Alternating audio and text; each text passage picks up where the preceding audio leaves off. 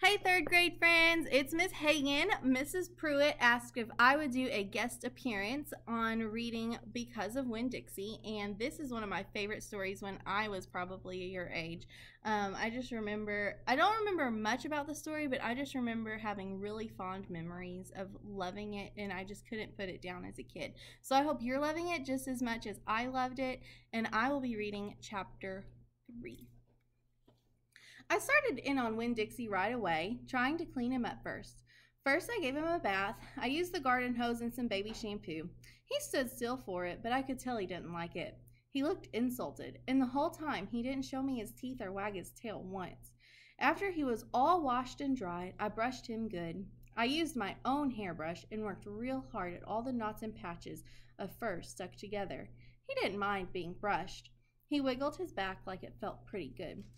The whole time I was working on him, I was talking to him, and he listened. I told him how we were alike. See, I said, you don't have any family, and neither do I. I've got the preacher, of course, but I don't have a mama. I mean, I have one, but I don't know where she is. She left when I was 3 years old. I can't hardly remember her, and I bet you don't remember your mama much either, so we're almost like orphans. Now, I'm sure that Winn-Dixie probably is not understanding what he's saying, but I feel like it's probably bringing Opal a lot of comfort to have someone or something just to listen to him. He sounds pretty lonely. Winn-Dixie looked straight at me when I said that to him, like he was feeling relieved to finally have somebody understand his situation.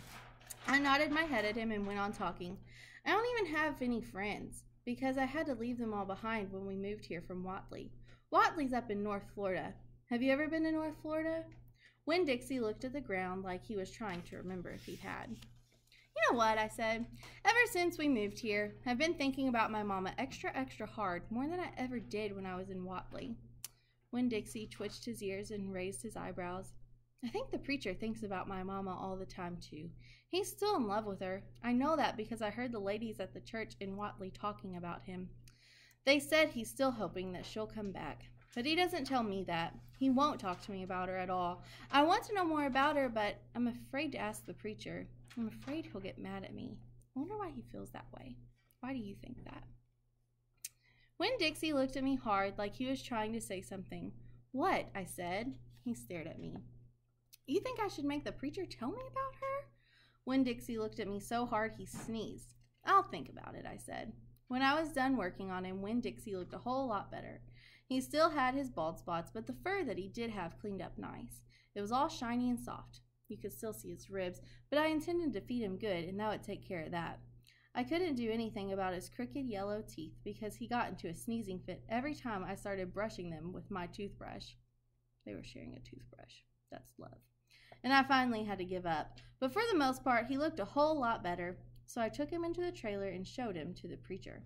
Daddy, I said. He said. He was working on a sermon and kind of muttering to himself.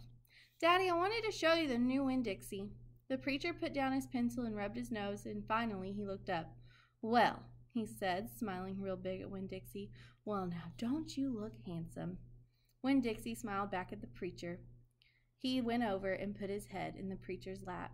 He smells nice, too, said the preacher. He rubbed Winn-Dixie's head and looked into his eyes.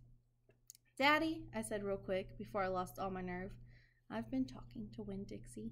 Oh, is that right? The preacher said. He scratched Winn-Dixie's head. I've been talking to him, and he agreed with me that since I'm 10 years old, you should tell me 10 things about my mama. Just 10 things. That's all. The preacher stopped rubbing Winn-Dixie's head and held real still. I could see him thinking about pulling his head back into his shell. 1 thing for each year I've been alive, I told him. Please? Winn-Dixie looked up at the preacher and kind of gave him a nudge with his nose. The preacher sighed. He said to Winn-Dixie, I should have guessed you were going to be trouble.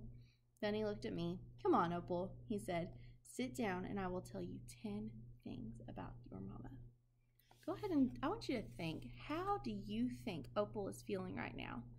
Maybe he's feeling nervous. The fact that he's getting ready to learn more about his mom. Maybe he's excited. I don't know. I want you to think about that. Chew on it. And then we will start chapter 4 next. Bye, guys. Miss you so much.